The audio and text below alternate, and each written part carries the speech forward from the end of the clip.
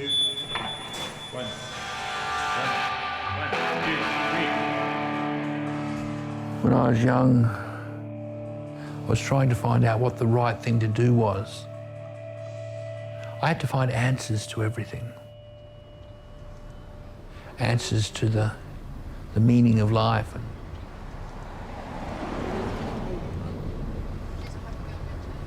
I just thought there was something to know and I was going to get to the bottom of it. Where is she? And once I got to the bottom of it, I'd know. I really didn't want to have to seek answers, but I just was born that way. I was born to seek answers. You like being a Sunnyboy? Yes, it's pretty good. But were we pop stars?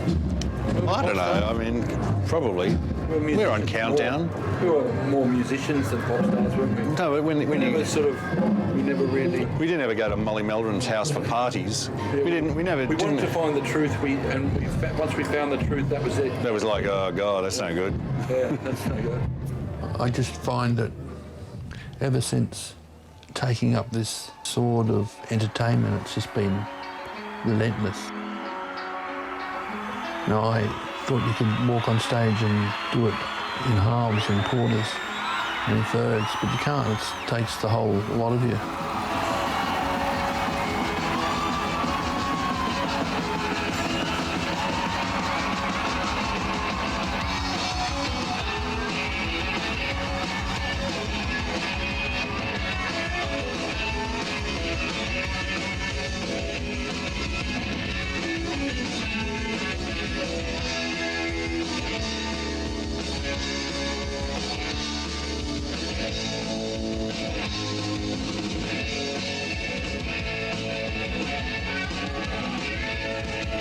Making all the ways to get to you.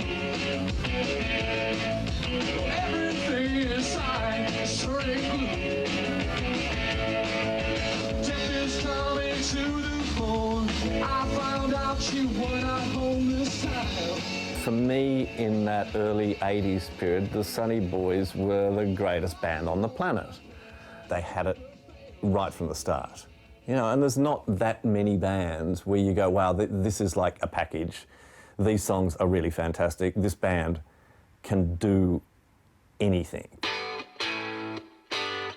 The thing that I think made a difference with those Oxley boys, and Jeremy in particular, was his absolute passion when he was on stage, that huge grin that he had and that magnificent stage presence, so that you were taken on a journey with them.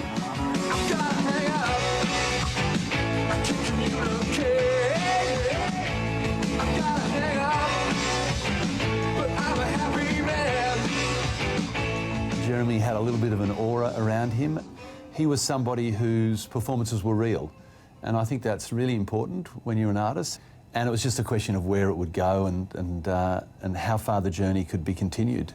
He was really, you know, a big grizzly bear and cuddly, and he was the front man of the band, and he was so keen on what the record was doing or what was happening next. And you know, the band really made their mark in a relatively short period of time.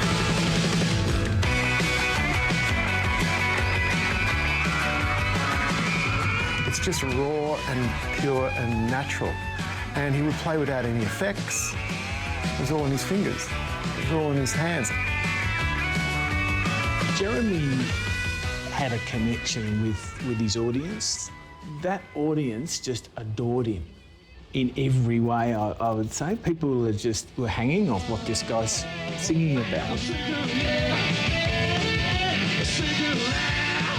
There's a nice paradox between this quite bright and bouncy music and this quite dark and solitary sort of lyricism. And that makes it compelling because you keep sort of digging deeper to try to kind of figure out which of those two seeming conflicting emotions are actually supposed to be the dominant one.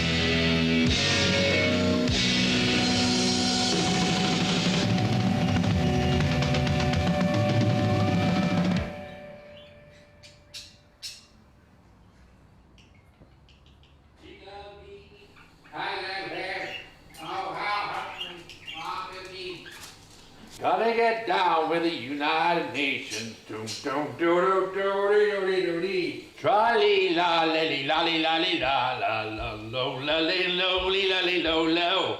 La la la la la la la la la li li li li li li li li. Hope you know the neighbours can hear you. What? The neighbours can hear you and they think you're mad. They think I'm mad, what a little bugger. Dum dum dum dum dum dum dum dum. Now, tell me, Mr. Oxley, when did you first discover that you were mad? I knew I was mad all along. Did you? When did you let on to others that you were mad? Only when I found you. When I first met him. He said, oh, you can call me Jeremy, but I'm Jesus. And I said, oh. I didn't say And I that. said, well, that's good because my name's Mary, Mother of God. And I don't even believe I'm schizophrenic anyway. I believe that I'm a Riggy-Dig. I stand straight up and down. I'm a number one. I just don't go for this mental illness bullshit, you know. I think it's just, life is what you make it. You don't know how to play it. Who's the pick? This song's called Kieran. Kieran, Kieran, Kiri, Kiri, Kieran, Kieran, Kieran, Kiri.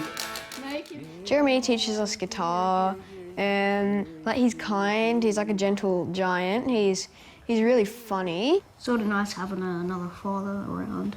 And another man in the house, someone to wrestle.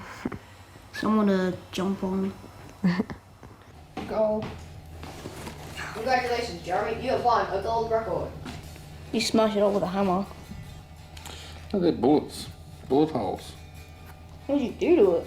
We just stuck it out on the fence and got 30 metres back from it and shot it. Now it's a sculpture. It's a sculpture now, isn't it?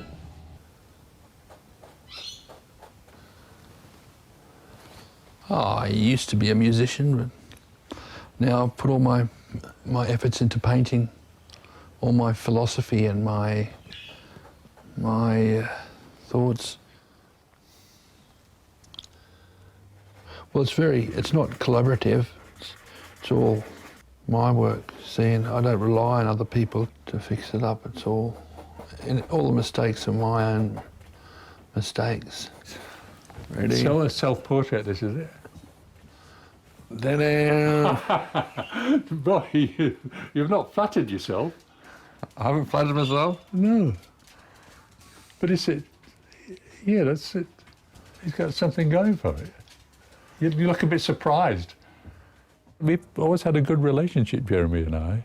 He's got a good sense of humour, Jeremy.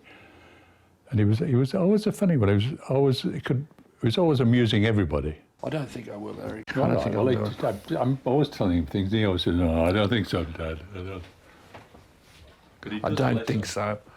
I don't think so. I'll just show you. I mean, I'll paint. No, don't. Don't touch it, you'll ruin it. Who's that there? Here I am, your Oh, son, no. your movie star son. Hello, Mumsy. Hello, sweetheart. Oh. I found it, Jeremy. Did you find it? Yeah.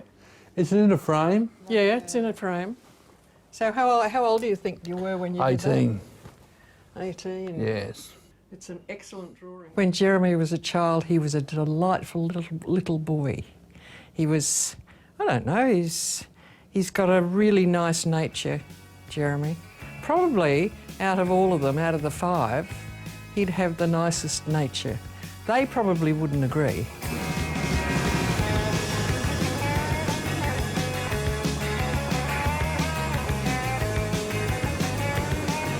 We grew up in Kingscliff, which was a really small town right on the coast, just south of the Queensland border.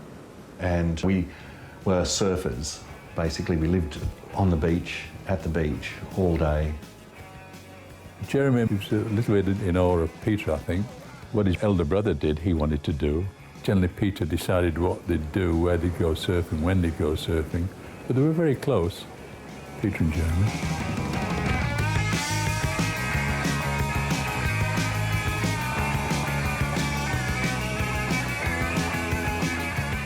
Jeremy was this amazingly beautiful, fluid surfer. It's just incredible to watch. I mean, he hadn't even hit puberty when he was surfing up against Tom Carroll and that group of guys. I mean, I go out surfing every day, and then after a while I felt this pressure from the kids at school that they thought I'm mad, and so I had to become the best at surfing. I had to get prizes in that sport in order to alleviate myself from that fear of being mad. Pete was a really good surfer too. Jay just seemed to have that little edge, you know, which I suppose in the early days might have been a bit hard for Pete, being the older brother. It was one of those people that you'd be a little annoyed with because whatever he'd sort of put his hand to, he'd be really good at, you know. And but at the same time, you just loved to watch him. He seemed to, at the time, have the drive and passion for surfing. But then that got interrupted all of a sudden when he found the guitar, and things sort of changed fairly rapidly, yeah. They're always playing music. They used to practice in our playroom down underneath the house, much to the neighbours' disgust. The cassette that you've just heard was presented by Peter Oxley and me, his brother Jerry Oxley, who will be going into first form, and Ricky Bilson, who will be going into second form. He's going to be a comedian when he grows up. The music seemed to come pretty naturally. Jay had already started to write songs, and he's starting to do little lead solos in it, and I remember being quite surprised at how good it was sounding.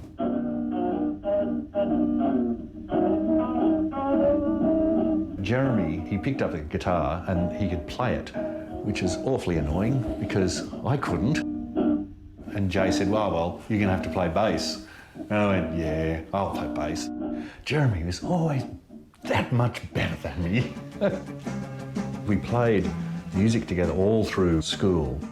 And then I finished high school first and came to Sydney, and Jeremy played in a band which was The Strand. But I can't talk to you. I can't talk to you. I can't talk to you. I said, girl. I wasn't a man. I was still developing physically and mentally. I didn't have hair on my face. I couldn't grow a beard.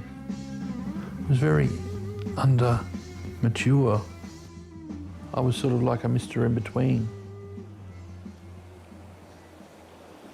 And I used to think of love a lot. I used to think of love lots.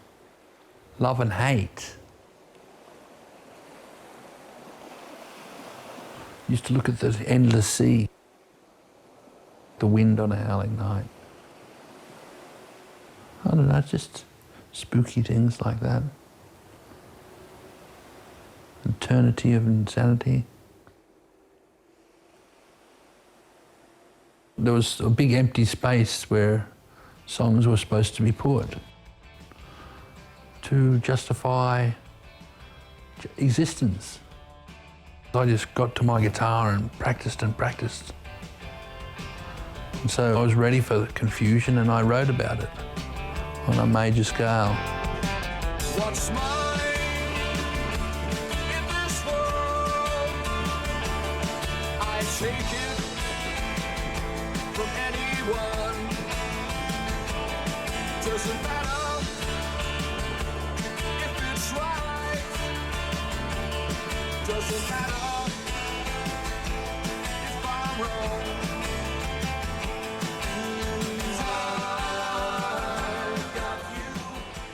I found that when I was young in the city, people were just broken. They were clambering around for anything that would keep them afloat just for a little while.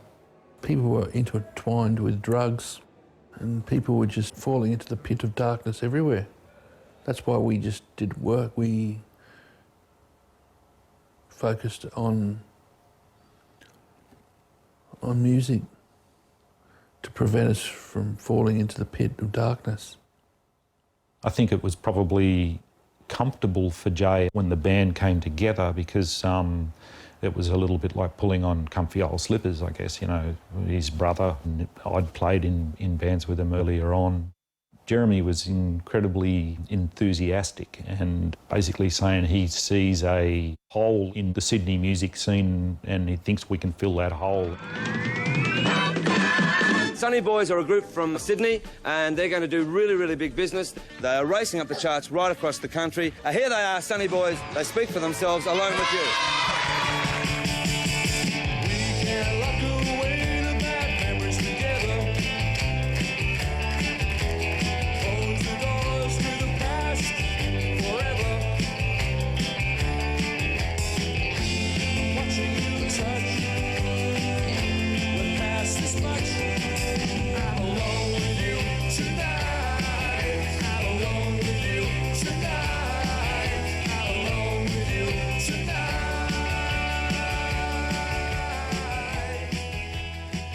When it came to the balance of power and who trusted whom to do what, Peter trusted Jeremy implicitly with songs, with the musical side of it.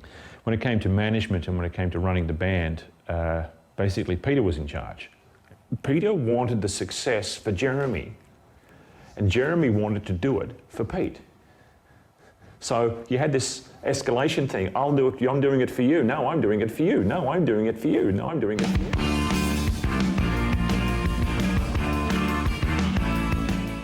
I wrote songs to help Peter and myself. Peter was in as much trouble as I was when we were young. It was a tough world. Ronald Reagan was in power and it was berserk. And there we were, young blokes.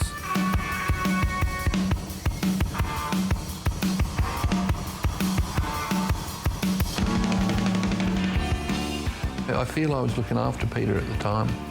I mean, I thought he was mad, and I saw him as the captain and myself as one of the crewmates.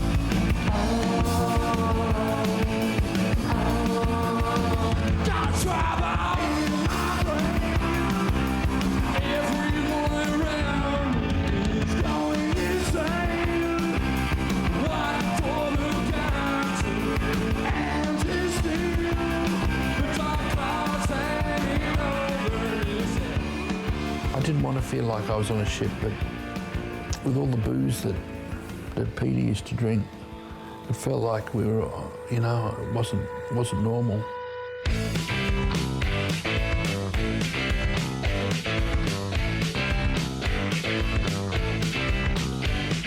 After the first one was big, then there's much more pressure. The idea of reckoning and agency and management to, like, we're a young band, lots of different people see you and then they buy your album. So it's, you know, this mass exposure. For 3 months I said I had fun, and the rest of it was a haul. I felt rotten all the time. I just felt like I was doing something for nothing. I mean, I felt like the music was stolen from me, and it was my music, it was my expression, and it was just fucked with. It's a really great album, the second one, and it's just mixed really badly. But we were made to release it. Well, we didn't have any choice. It seemed like Jeremy was getting distressed then. He said to me that he didn't want to play anymore. I said, "No, man, we've just made this album. We have to play the album." After that, Jeremy and I were moving apart. Find out what you really are, what you really are inside. To be, but no, nothing so far is out of place. You can see it now. 1,000 people wondering who you are. 1,000 people wondered who you are. That's what they wondered about me, who I really was. Who is this songwriter, and who is he, and where does he come from? Jeremy became internalised. He seemed to be unhappy, but not a crying weeping unhappy, but just in a sort of scared way. It was always that he just wanted to withdraw, so he could never explain what was actually happening. I'm Sunnyboy, and this is my brother Peter. Hi. And we're going to preview our latest single. It's called Love in a Box, and you're on Countdown.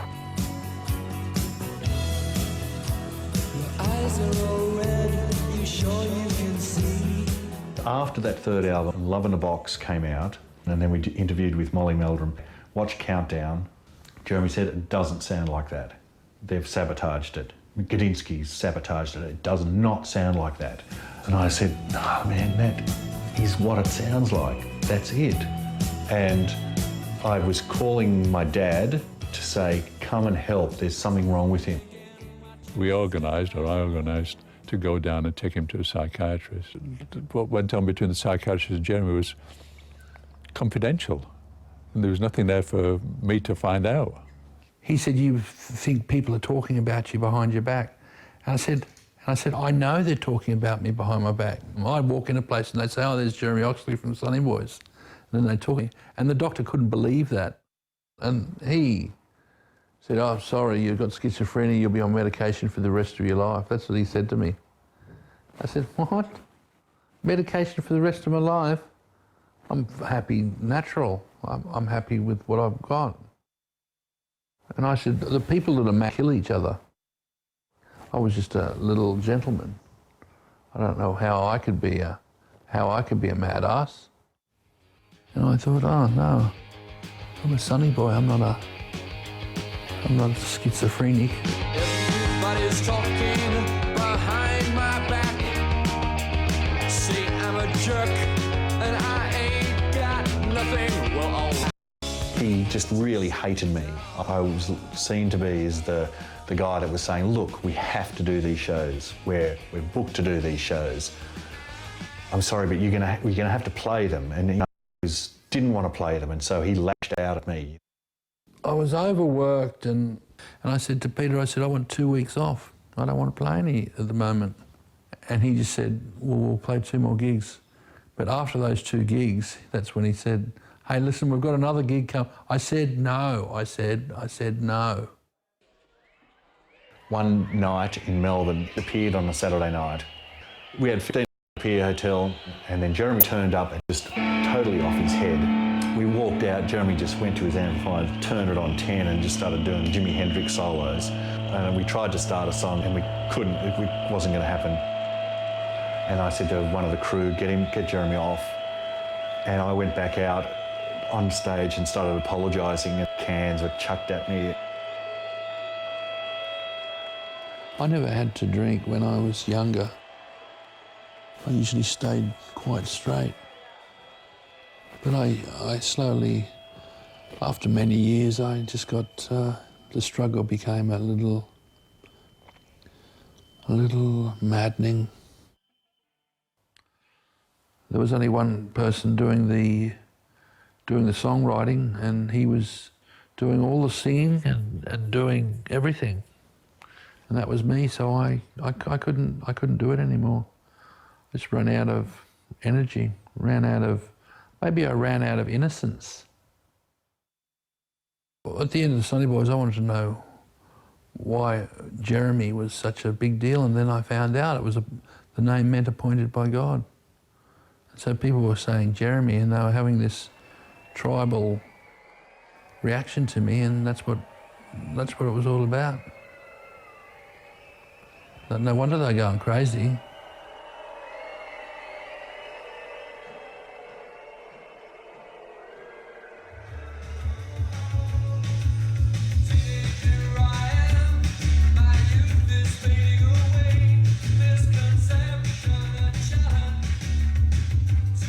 This is the song that started the whole issue happening. It's because he looked Really? so cute. Really? With the sparkly eyes. And Yeah.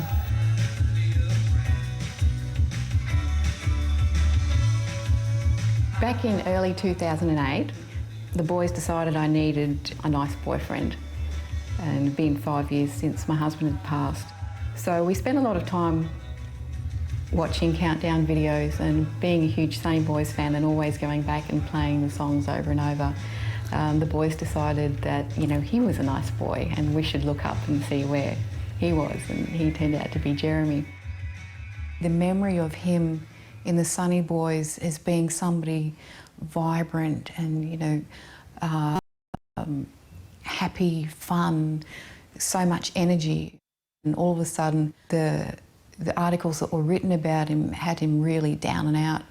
I wanted to see for myself if that was truly the case and what I could do to help. Mum said the first time that she saw him, he walked out with a big bushy beard, no shirt on, and with a big cooking knife after he'd just been cutting up some pineapple or something, and living in this sort of dusty flat with a few bits of furniture and a mattress on the ground. And Mum sort of thought, oh, I should help this guy out.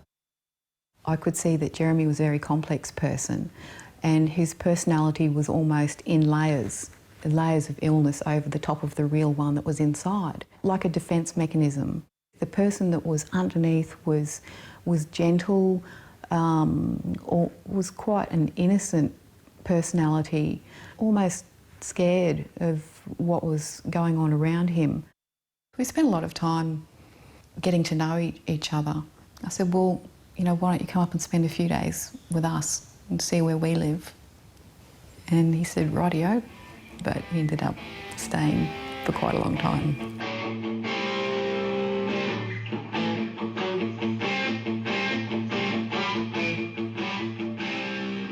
You could see at first that he wasn't well and that he was having a lot of auditory hallucinations. Most would involve his brother Peter. Would think that they would be in the next room, or they would be on the roof, or sometimes behind him, and he would turn around and be searching for them. You know, oh, come off the roof, Peter. Things like that. Oh, I heard what you said, and they'd be saying nasty things about him, like, we like Peter better than Jeremy. That was really hard to see, but it also made me realise the pain he was living with. My little genius boy, come over here to your daddy. Come over here to your big boy. Hello there. How's school, Sonny? There I was rushed. That's what happened to me. I was caught up in a fight. It was a fight to the death. It was very stupid when I was young. It was a shit fight, really.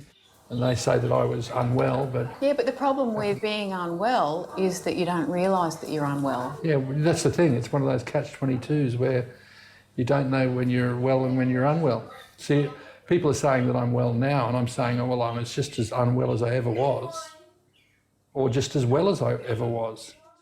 I just find that I sort of gave too much in that first band. I just felt I'd overstepped my mark.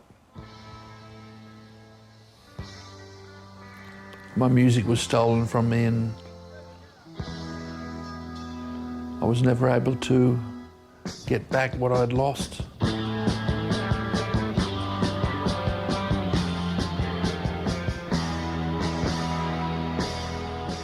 Things were so empty and soulless. Just cries out for drug abuse. Just cries out to take a big mouthful of yourself. Man-eating shark. But I was really wild then. I was like a wasp after its nest has been disturbed. I was just off my head.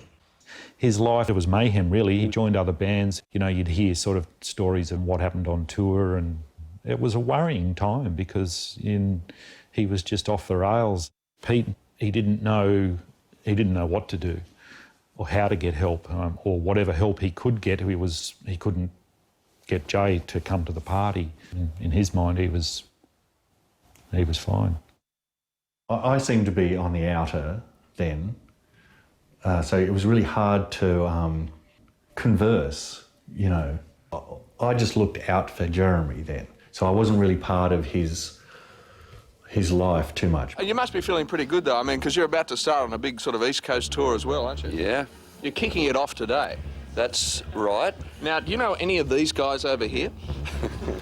When Jeremy formed the second lineup of the Sunnyboys, it was quite well known that it was dangerous to leave him on his own. We all thought it was a bit simpler. We thought that if you kept him off the grog, then you were going to get great shows. And it was sort of true for a while.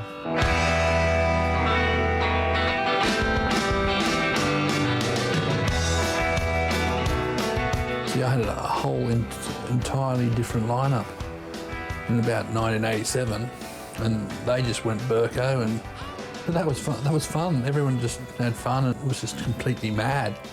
It was completely mad. You wouldn't believe it, what happened. Out on the road, Jeremy was just getting pissed. So he was getting an awful reputation of being very arrogant and very just a drunkard. It was scaring people because he was quite a big person as well. And so people didn't know how to take him. He was sort of like an extreme and a more talented version of what was quite common in the music industry, to be honest. Was that known that he had been diagnosed with schizophrenia at that time? I didn't know he had.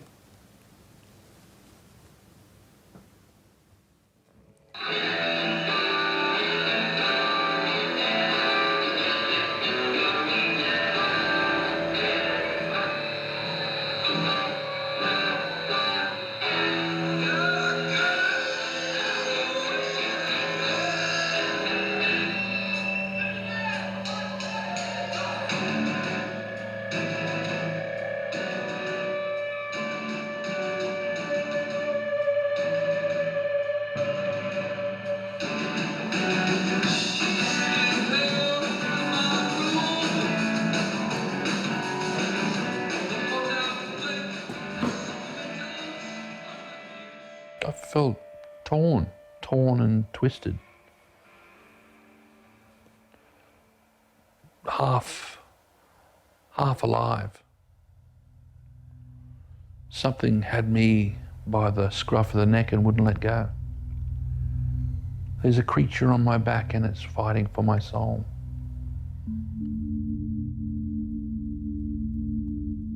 Well, I mean, I was terribly upset about it, but there again, you still can't do anything about it. He had to go right down to rock bottom before he actually was helped, and that happened with Peter, and there was a knock on the door one night and Jeremy was standing there. He looked terrible and he had nothing. I think he had his passport in his pocket. That was all he had, and he'd been sleeping in the street, you know, and that's when he was first put into Rozelle. I wasn't living in the real world. I don't know what sort of world I was living in. I wasn't happy. I thought someone was causing my pain. I thought someone was responsible for it. It was just one great big blurred crusade. It was just a blurred crusade. Back then, it was a really terrible treatment, and everybody was just given lithium. And he had lockjaw and he was dribbling, and he said to me, look, I can't do this. You know, you got to get me out of here. After that time, he didn't want to know about medication. So it was a really horrible experience for him, which he said, I'm not going to do that again. When he first came out of Rozelle, he was pretty good for a little while and then continued to sort of spiral down again. It was extremely frustrating. Sometimes you get angry and you just want to grab him and just take him to hospital and give him some medication because he's got to get better. He can't live like this because he's going to die, he's going to injure somebody, he's going to drive his car drunk, he's going to kill someone, then he's going to go to jail. I would always get upset and worry, and then you'd go, but what can you do? You can't do anything. You'd lost him, you know, he was gone. I am not my brother's keeper, and a keeper he's not to I. People fighting, people dying, the human race a virtual blur. There's no treatment available unless a kid's in danger of harming himself or other people. I wanted him to have treatment. I wanted him to be made to have treatment, and you can't do that. They've got to choose to do it. He was just out of touch with reality. He was sort of alone and wanted to be alone. He was distant, in some way, sort of distant, you know. We weren't as, we lost that closeness that we had earlier. It sort of seemed to be drifting, and there seemed to be nothing we could do about it. I started studying the human condition, what we needed as human beings to survive. And then it slowly evolved into the Israeli-Arab peace process, because that's at the core of the problem. Out of the blue and into the black. That's why they kill Rabbi Yitzhak. I don't want to dwell on it. I put all my battles on canvas and found that it helps to keep me sane.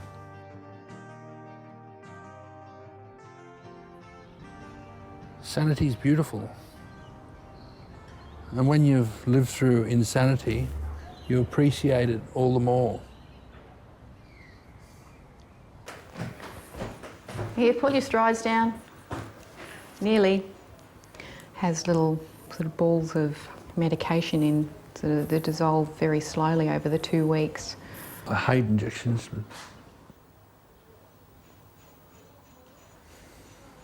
Very brave.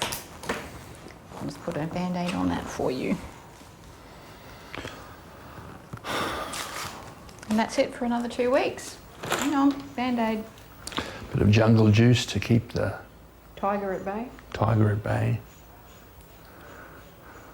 Doesn't do anything. Works well. Doesn't work at all. Works well. Sorry, baby. I thought I was a really good guy, You are. but I'm not a schizophrenic. Yeah, you are. But that doesn't make you a bad person. I think you're a schizophrenic. I think it takes What one a to know one. schizophrenic's thing to say. I think it takes one to know one. Big boy. Oh, yeah. All right? All right. Brought the cake for a cup of tea and a piece of cake. The more well he becomes, he's actually remembering a lot more. So it just seems like as the medication and the stability takes hold, it's unravelling this big ball of confusion. What's this? What's what? I finally got him into Roselle Psychiatric Hospital and he spent 3 months there.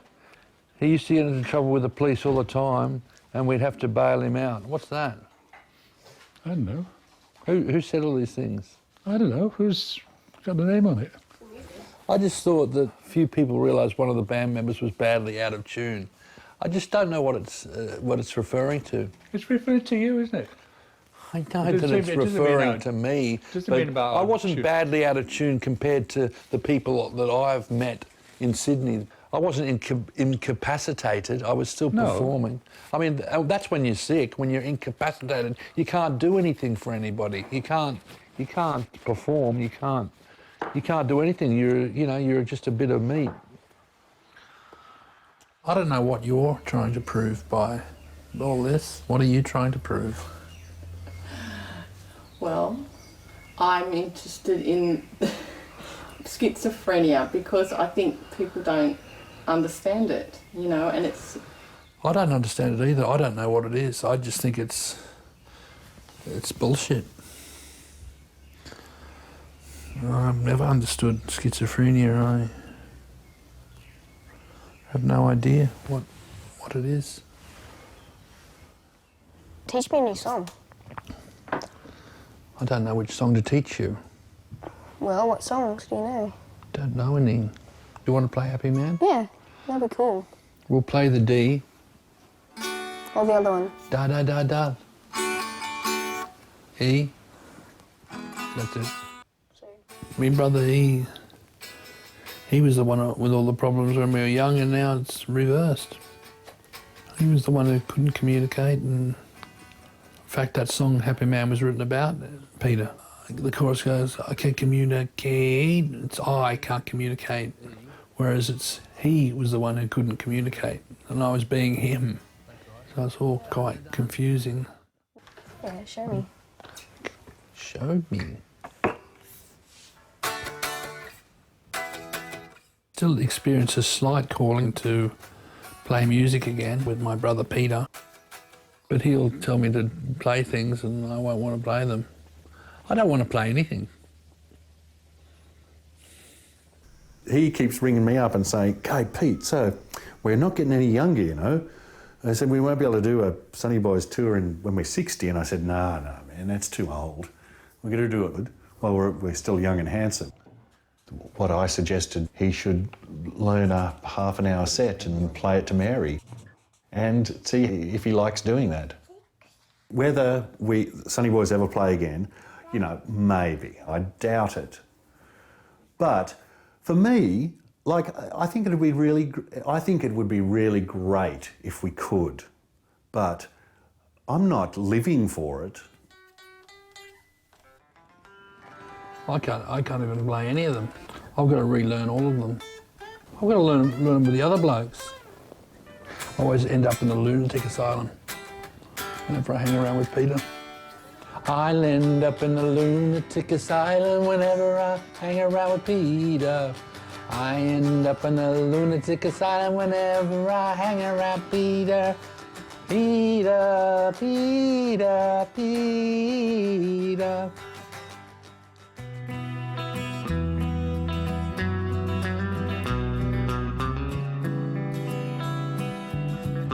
I spent a lot of time in pain when I was in Sydney. And then I moved from the city and then had more of a laugh. I just started to learn to laugh at things. And that's how I coped. The one we want, Jerry. The butcher's friend. The one we want, man. We can rock away the bad memories together. Yeah, sing your French. When I was in Ipswich, I lived there for years without any trouble. It's nobody. I was just another pleb. Every day I'd wake up and say, "So what are we going to do today, Jeremy?" And I'd say to myself, I'm going to get happy. So I'd go to the pub and just drink gold and get along with my social life. We'd play the jukebox and drink beer, and occasionally I'd paint a picture. But that was as far as it went. Off we go. So, I left Newtown on Monday and I'm travelling up to see my brother Jeremy. He lives in Ipswich, and I haven't seen Jeremy since 1998. In 2004, I was approached to put out a double CD package. And we thought, well, you know, I wonder if there's a possibility that we may be able to play. I spoke to Jeremy a few times about it, and we did put together some dates that we thought might be possible. Okay, this is Big Jeremy's home, this one. He's just seen me at the door. He knows that I'm here. Hurry! Yes, Jeremy. Jeremy, what are you doing? What am I supposed to do? My hand's shaking a bit. We thought, well, look, this might be a really good time to be able to tell the Sunnyboy story and to actually make public Jeremy's illness so that people would understand his erratic behaviour. And we were approached by the Sydney Morning Herald's Good Weekend to do a story pretty much about Jeremy. So I went up to see if it was going to be okay to do that. You say good day to... Hi, Jerry. How are you? Who is it? It's Peter. Peter. Peter again. Peter. Peter once. Peter again? Maybe Peter again. Why not? Peter once. When was I Peter? The other day? No. Peter once. Because remember all your Mercedes that you had in Sydney? The little bastards kept stealing the Mercedes emblem off the front. Yes, but I only put it there for them to steal it. You put it there for them to steal? No, but you used to get angry because they used to steal it. Yeah. Me, I didn't get angry. That was my first image. It was the wrong image. Okay. That's all there is to it, because after reading Thomas Aquinas, anger leads to joy in the end. After reading Aquinas... Thomas Aquinas, have you ever heard of him? No. He started the Jesuits. No, I haven't. Well, I have. I'm very well with him. Some people, were saying, just leave him alone, leave this Sunny Boys alone. And you know what, all I was doing was making sure he had money.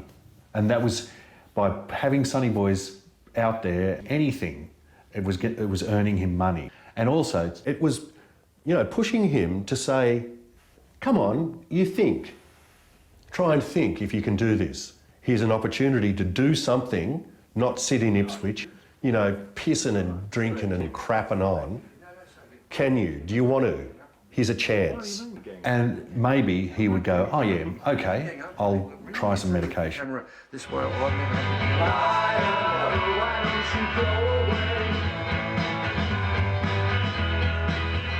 Peter comes up and he just seems to bring about bullshit. Brings bullshit on. He arranged an interview. Nothing to do with the way I felt. So he came up and told me that this interview was going to come over. I said, I don't talk to those people anymore. So I just got pissed. Well, Richard Gilliatt has arrived. Here I am, at the front of Jeremy's place. He's drunk half a bottle of fucking scotch. And he's pissed. He snuck that alcohol, and I didn't know. I fucking didn't know that he'd drunk that alcohol. Man, stupid Peter. Anyway, I've had enough. I've done enough. I can't do anything more. Can't do any more.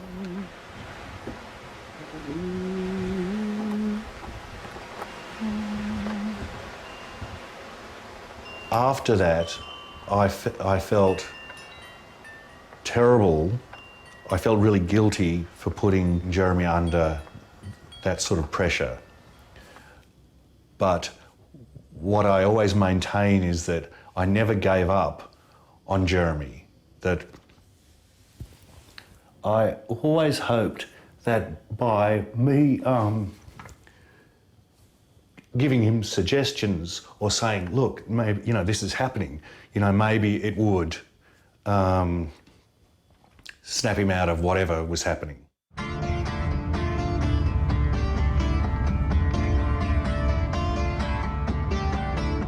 It's as if they set upon me up in Queensland after that interview. I would have loved to have gone on tour in 2004. I was ready to go. They had it all on a plate right there for them. And they said that I was unwell, so there was no tour. It was the end of the band for good. So I just went down to Pottsville to see how my mother was getting along because she left my father. It was the last straw when she said, oh, we're going to have to get you assessed. As if I was a nutcase when I was really quite compassionate towards her.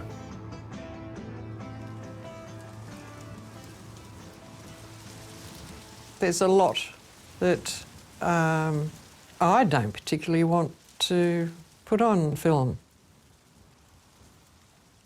What he's been through is, it's you just can't explain what he's been through. When Jeremy was lucid, he was Jeremy, and then all of a sudden he wouldn't be Jeremy again.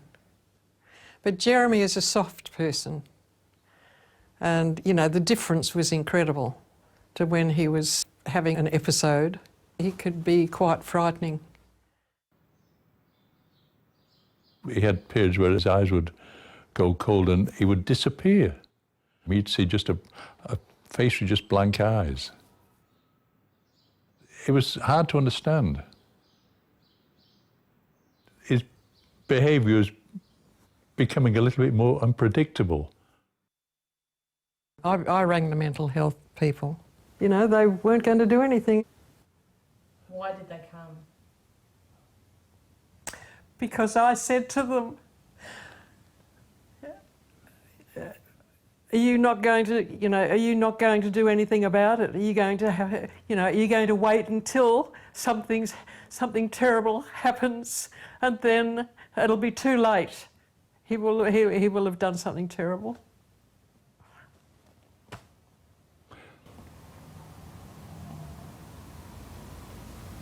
And then what was their response like? Straight away. So in other words, something bad's got to happen for the mental health people to react. It's as simple as that. When they went round to pick him up, he'd been across to the shop and he'd bought a lettuce and he was washing a lettuce. He was just Jeremy, And they rang me on my mobile and they said, the police have come, and I went, oh. And he's ducked out the back door and he's taken off in his car. And I said, don't you hurt him? Because, there've been times where police have just shot, And he went up to Hastings Point on the top of the hill.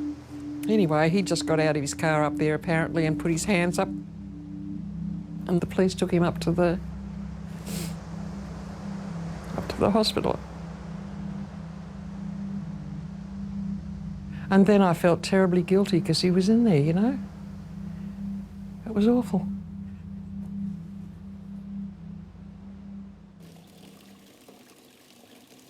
I was completely sane and they dragged me away into a hospital full of bloody lunatics and I hate it. But they put me in there and, oh God, it's painful in there. God, it's a painful place. Lost in a dream, please release me from feeling. Lost in a dream, please release me from feeling. Lost in a dream, please release me from feeling. Lost in a dream.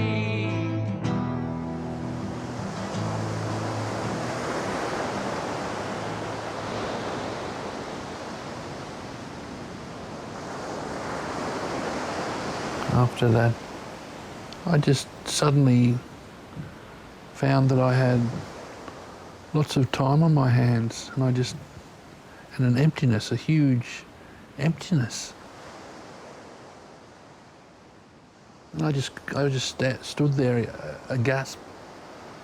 I just couldn't believe how empty I felt. I used to come down here every day and watch the surf, wondering what my next step was going to be.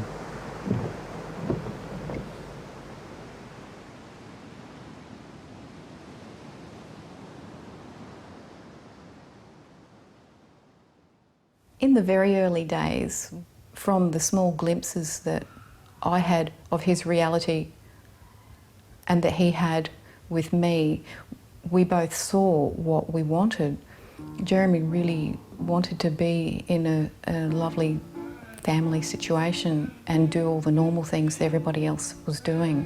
So he was willing to go through that process to find the right medication. And that wasn't an easy process for any of us. Certainly didn't happen straight away, and it was something that we had to persist with. It's something that we both really wanted. It wasn't rocket science. It was love and support and security. He changed. You could see the shell of the illness was just falling apart, and the person that was inside was emerging. And the more he grew with that, it was beautiful.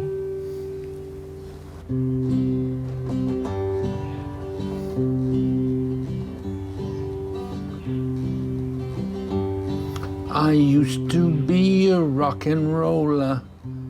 Now you're just a fat steamroller. Now I'm just a fat steamroller. So says Mary. Mary said. It's a new single.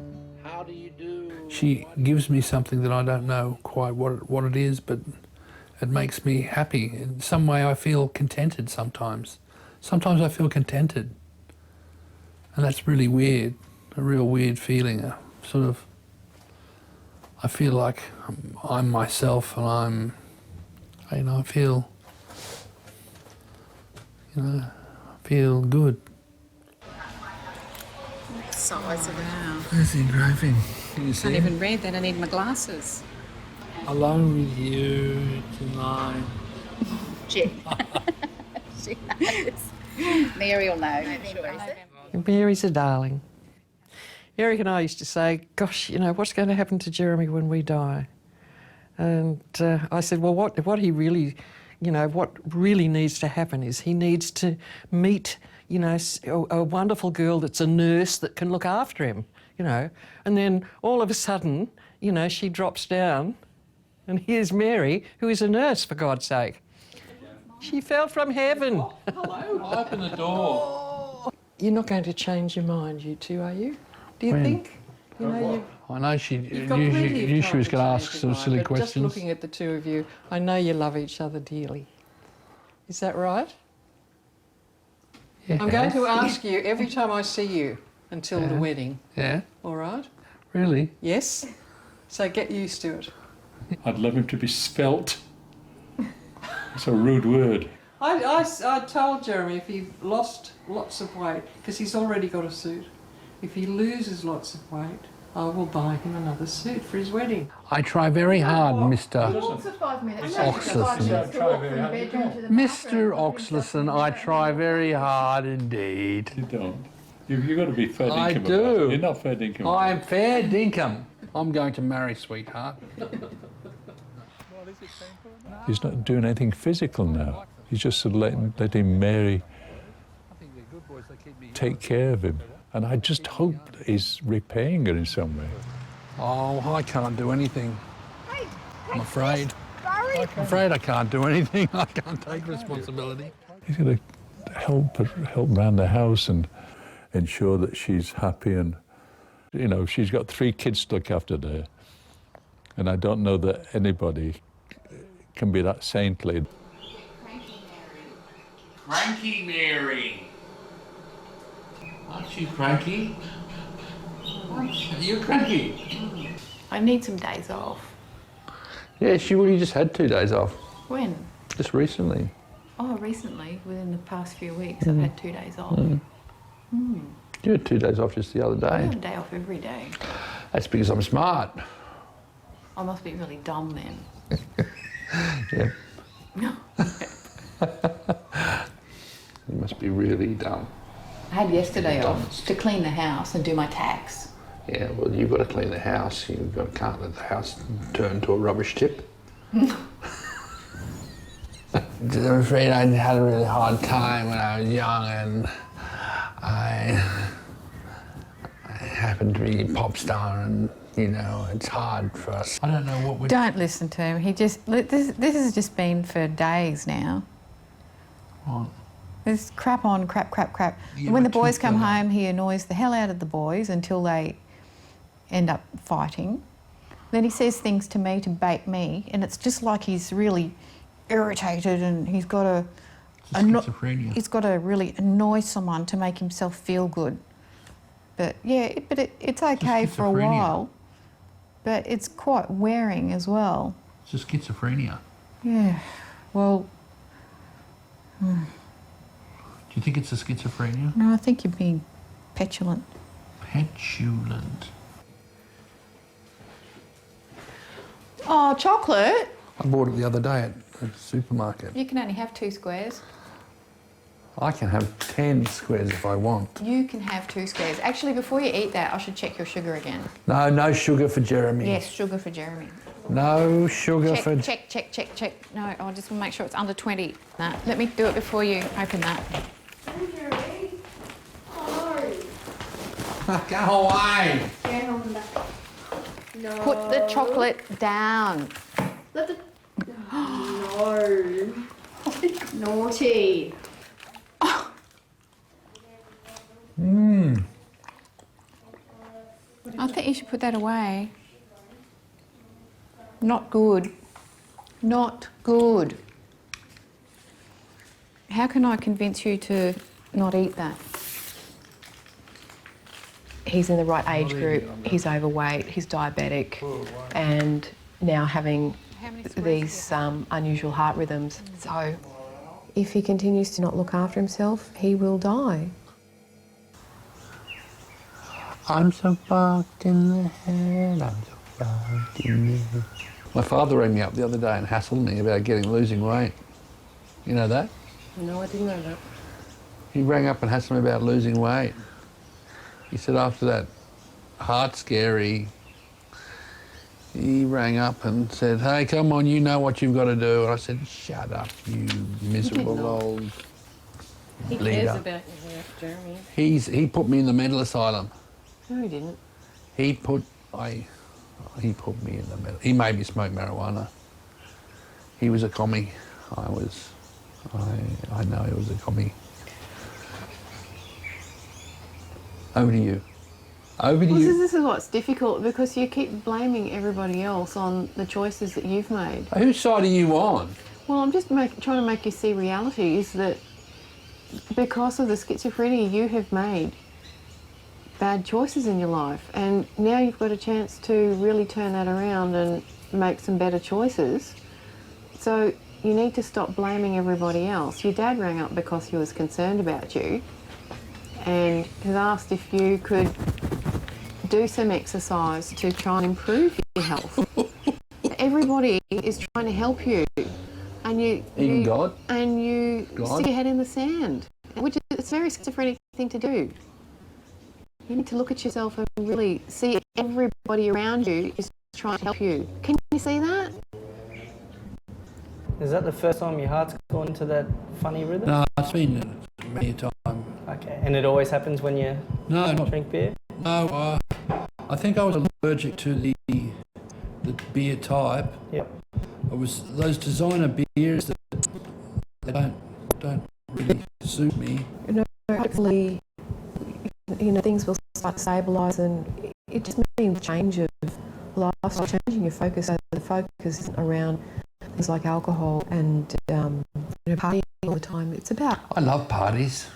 It's about doing things, enjoying things that you do safely. Yeah, but I've done it before. With family and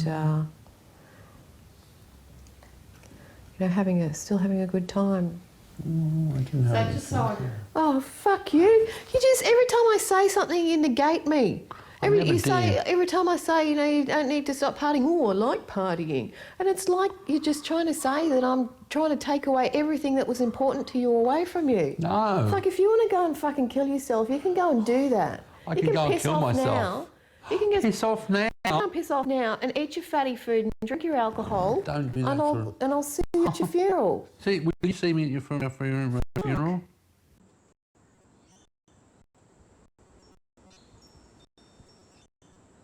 If I'm in a pressured situation, that's when I'm going to create voices. Go to strangers talking about me all the time. Women mocking. So they say I'm ugly and stupid. If that's schizophrenia, then that's schizophrenia. I try not to put myself in a position I'm comfortable. I make a stone. When Mary gets upset, I hear her. When Mary gets upset,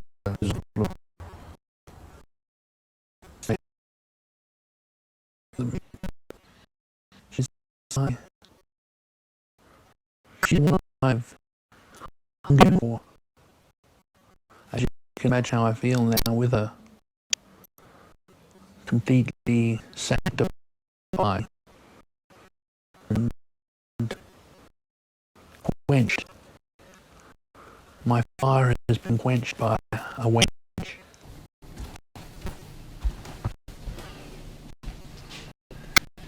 Dove.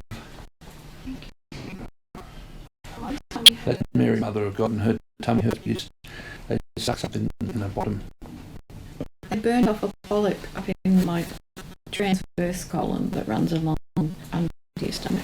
I think I can feel it because it's all today. Let's pray. Let's all pray. I am the Lord Jesus, the resurrection, and I am a very handsome boy. Self-centered. Self-centered? What do you know about self-centered? You're the most selfish and self-centered person here. Not. You are. Hey, look at yourself. You're going to be paying rent soon. How much work have you done, huh? You'll be doing rent. Are you paying rent? All the rules are not applicable to me, unfortunately. You're not paying rent. You don't do any work. I didn't come here to work. I came here to love. So he does funny things to try and cheer me up. Well, like.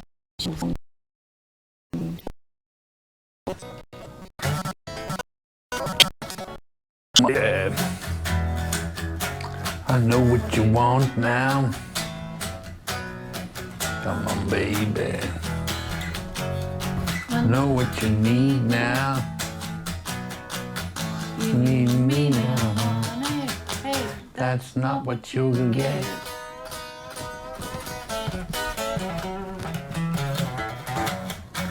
Come on, baby. Show me some fun now. Come on, baby. I'm going to a wedding. Show me some fun now. Oh, I'm pretty nervous. Yeah, I'm a bit nervous. Hey, Bill. How are you? Hi, Michelle. Don't make me panic. I'm gonna lift you off your feet, place you in my arms. I, Jeremy Saxon Oxley. In the presence of God. In the presence of God. Take you, Mary. Take you, Mary. To be my wife. To be my wife. I will give you what you need. The Holy Spirit. I therefore proclaim that they are husband and wife. I can share my players round. It's so easy now to carry on, a smile, a face. He's singing very well, isn't he? Yes, I'll just hang on to my memories. Now we can all whistle. It's very difficult to sort of know what our relationship is because there hasn't been a lucid one for a long time. You know, he had this terrible thing about me, that I was evil. Once again. He was angry at me for reasons that I don't know about. Maybe he blamed me for the predicament that he found himself in. I'm not quite sure. Yeah, because Jay, you'll need an amp for when we hit the road, man. When we hit the road. I just wanted just a normal, you know, humanly relationship with him. You know, he's going to have his vision of his world and the world, you know, and it may not necessarily be mine, but that doesn't matter. You know, you meet on a middle ground and you know, you have a relationship. Do you remember the pipe? Pipe where? On South Beach? Yeah, I remember that. Those left-handers. Yes, that's where Peach used to go all the time. Yeah. I went out and surfed it and it was really, really good. Well, who else was out? No one. I went Nobody? Out, really? Oh, man. I went out by myself. That's game. Yeah, you were pretty game, I've got to say. Yeah? Yeah. You weren't scared of anything much. Even really big waves. Sort of sad, isn't it? All those years. Sad. Yeah, do you reckon sad? They're all gone and now that's why 2004 would have been good to have played some rock and roll. Yeah. Climb yes up. and no, I suppose, eh? Yeah. You can't Yeah, that's not sad. No? Oh, good. See, for such a long time, Jay, this Jeremy, you know, you now, the real Jeremy, Yeah. well, he wasn't around very much. You know, and it's so magnificent that I can be here and to be able to, you know, cook lunch and chat, just talk about it, any old thing. Everything must be untangling, Jay. Yeah. It's good. A bit of a nut, you reckon? Tight nut, you reckon? Well, there was a long period of time where lots of things were happening. Yeah. Now, you know, you're much calmer and, you know, just taking things a bit more slowly. That's because I can laugh because I've got Mary to help me. Yeah. No, I've got better. Yeah, I know. I really got beaten up. I can't sing anymore. I used to be a singer. I was just telling Mary I didn't know that I sang anymore. You're a singer. I can't remember singing. That's because you're too busy making fun. You've forgotten how to sing a song seriously. Yeah, I don't. Because you can only do it in silly voice. No, because you can only do it in silly voice. It's true. Yeah. When you start singing in your just normal voice, Jay, and let your heart and passion and spirit reign, then you'll go, oh yeah, I am a singer.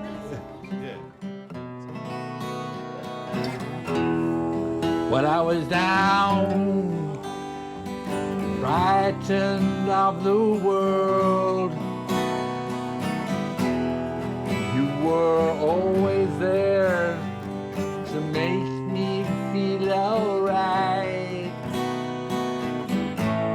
But who has claimed my escape through the back door of your house? D. Do you reckon the Sunnyboys could play together, though? I mean, do you think they could literally play together these days after being so old? Oh yeah, but it'd be, you know, you'd really need to want to do it. See, once you go into the public, you've got to make sure that you're comfortable doing that. And if you don't, if you're not, then you won't have a very nice time, and it wouldn't be very good. No, I was completely mad when I was in the music. So talk to Mike Charg, say, look, Sunnyboys want to do a reunion tour, can you handle it? Can you handle it? Yeah, and see what he says. But I can't go to him and say that. No. Because you haven't got confidence in me. Well, I reckon you probably could do it, but you got to show me that you can. Yeah, well, that's it. That's just like. But that's just the way it is. That's what Michael Chugg would say to me. He would say, "Well, you know, can he do it? What, you know, has he been playing? What's he been doing?" That's what he would say. So that's just the truth. Before anything, any big electric Sunnyboys happens, you would have to play in front of people with your guitar, doing the parts that you need to do, and sing the songs. Well, we wouldn't know that until we've done our rehearsal. Well, we can't get Richard out here to do that because who's going to pay for that? But that's what has to happen. No, we can't do that. If you want to pay for Richard to come out here... No, he's got to pay for himself. No, that's not how it works. Well, he can't. Well, there's no band then. No, well, no, look, we go around in circles. We don't even need to talk about it.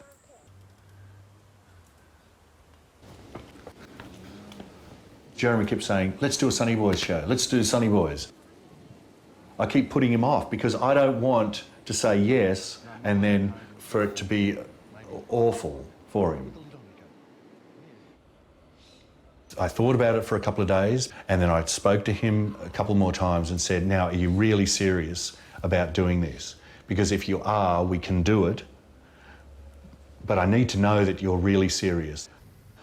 Beautiful smell. It smells, can you smell that? Look how big that stage is, Nico. That's where we're going to do our rock and roll show.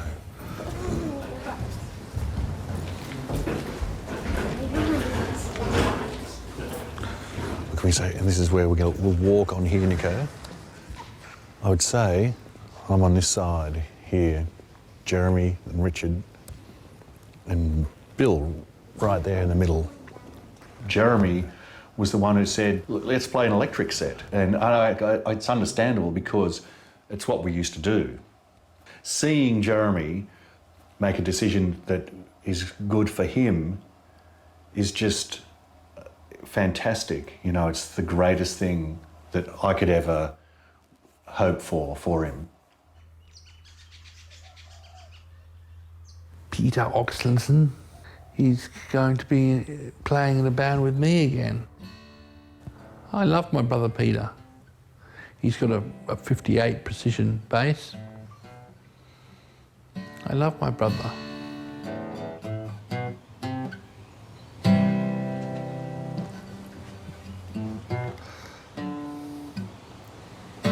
Ding, ding, ding, ding, ding, ding. I'll show you how it's going to start. As I walk, I feel a heavy weight drop to my knees. Don't you help me, please? Crimson shadow. My role has always been, wow, my brother is amazing. He's so great. You know, I'm sort of like a fan of his. When there's no one left to lean upon my knee. He had confidence, but I always felt like I could give him more confidence by supporting him.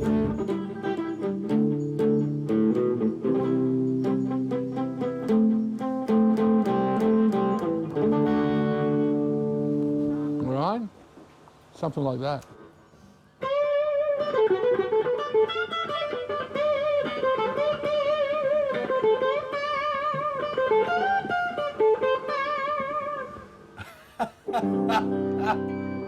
What do you reckon? It was good. I always thought that after so much pain and for so many years only medicated with alcohol, that he'd be a bit shattered. It's like he's been in there the whole time, the Jeremy that we see now, that remained undamaged. I want Jeremy to say, here I am Jeremy Oxley. To get up on stage and sing and play his guitar, and then I can go, man, you did it. Do you know? That's what I want. I'm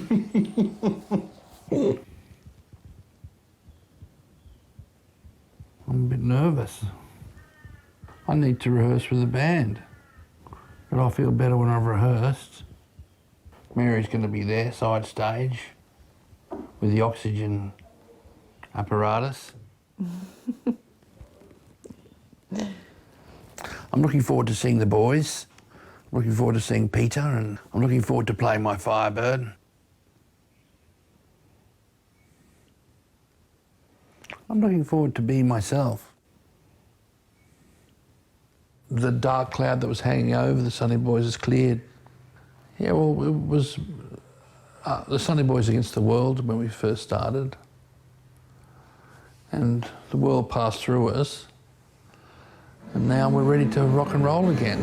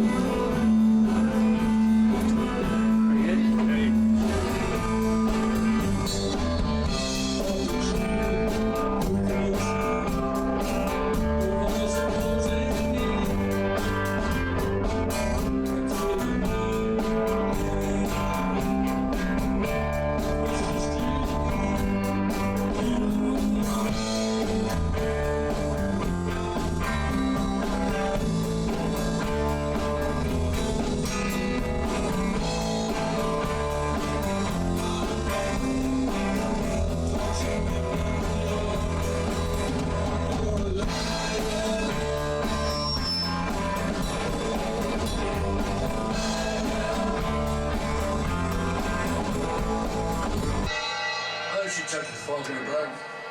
Take a 5-minute break? No. Yeah. I forgot the first verse. Yeah. Thought that you could pretend the walls are closing in. Yep. I didn't expect anything first. Yeah. You look me down. You've got cue cards at this sort of stage, haven't you? I don't know. That's why I'm sitting here. I'm sitting here as a cue card. I don't know what he's going to do tomorrow. Yeah, she's an automatic cue card. She knows all words. That was 45 minutes. We would have just fitted the set in. Yes, it mightn't even take 11 songs. It might only take that many songs. But that's okay because you can just don't think we Don't feel pressured in between songs. yeah you don't need to rush.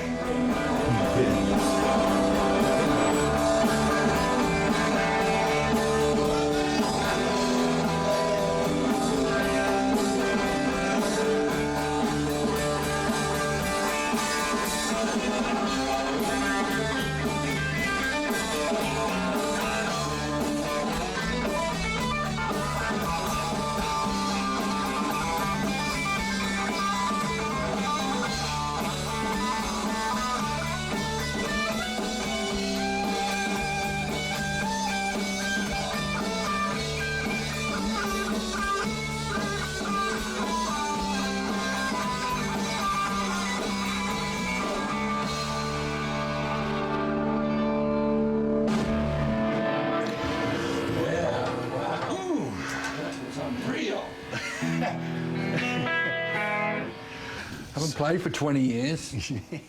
God knows why. God, come on. God, well, I've got to go to I'll ask tomorrow, actually. Ask what? I'm going to ask God when I go to church tomorrow morning. Starting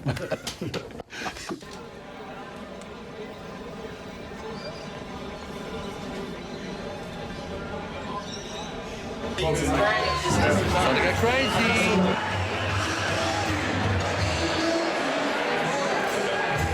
I must remember to breathe in and out. I'm slipping into the future.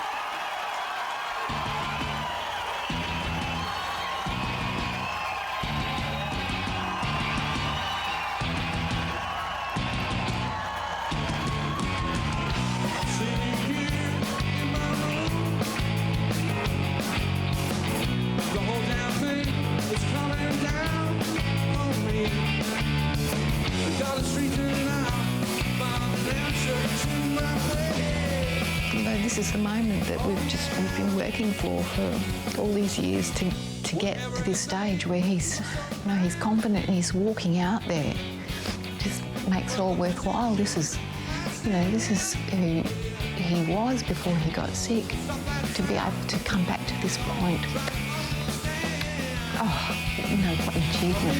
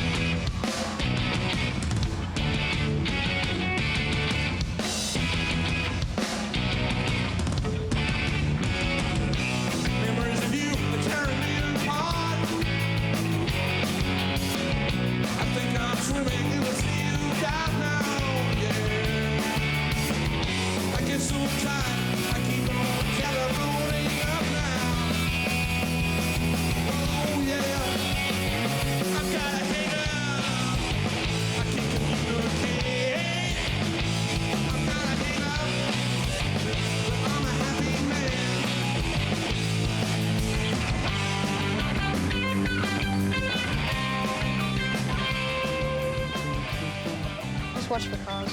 There's no cars coming. I know, but you should always watch in case one's zooming around the corner. Yeah, you've got to look to the right, look to the left, and then look to the right again. Probably foremost in the picture at the moment is where to from here. There are lots of things to consider, but Jeremy's health has got to be first and foremost in that process. I don't want him to have added stresses because of this new success. It's really important for his recovery to continue, and who knows how long that will take or where that will lead. You doing all right then, Pete? Yeah, I'm doing all right. How about you, man? All right. I was wondering, there's a recording coming up, you know, that Magic Parade song? Yeah, I like that song. You like that song? Yeah, I do. Maybe you could play the bass on it. I'd love to play the bass on it. Yeah. Well, that'd be really lovely to do that. You've got time to do that, haven't you? Oh, yeah. Plenty of time. Do you think if I ring at 10:30, is that too early? No, that's good. Like, I'm up at 6:30. Yeah, 6:30. Oh, that's good. So 10:30 is good time. Righto, dude. have a really good day, Jay. Yeah, righto, Pete. You too. All right. Hey, and I'll be speaking to you. Yes.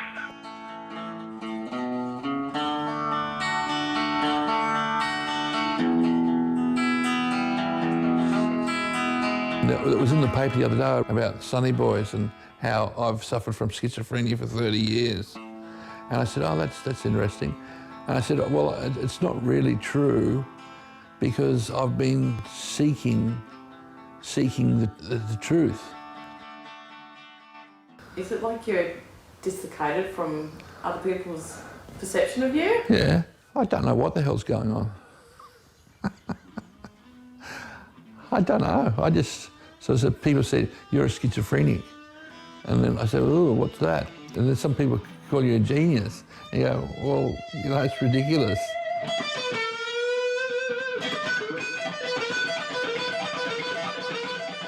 It's just, I'm like everybody else. I forget the bad times and I move on to the good times.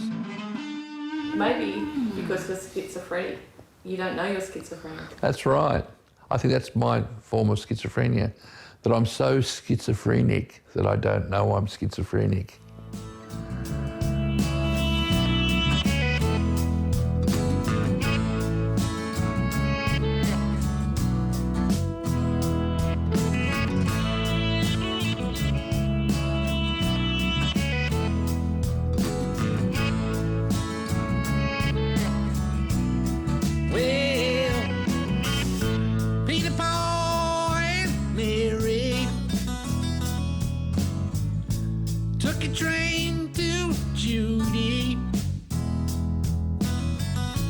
They were going to light it up, but they decided not to. Lost in the magic parade, feeling lonely with a helpful hand. We're gonna give you a beautiful end. Help the lovers catch a falling star.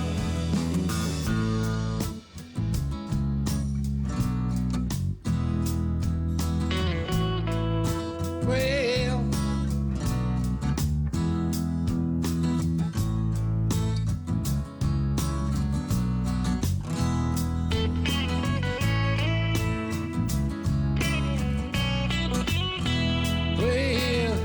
aimless, tired, and bored with living, looking for some clarity. Now void of all convictions, destitute, divorced reality, lost in the magic parade, feeling lonely with a helpful hand. We're gonna give you a beautiful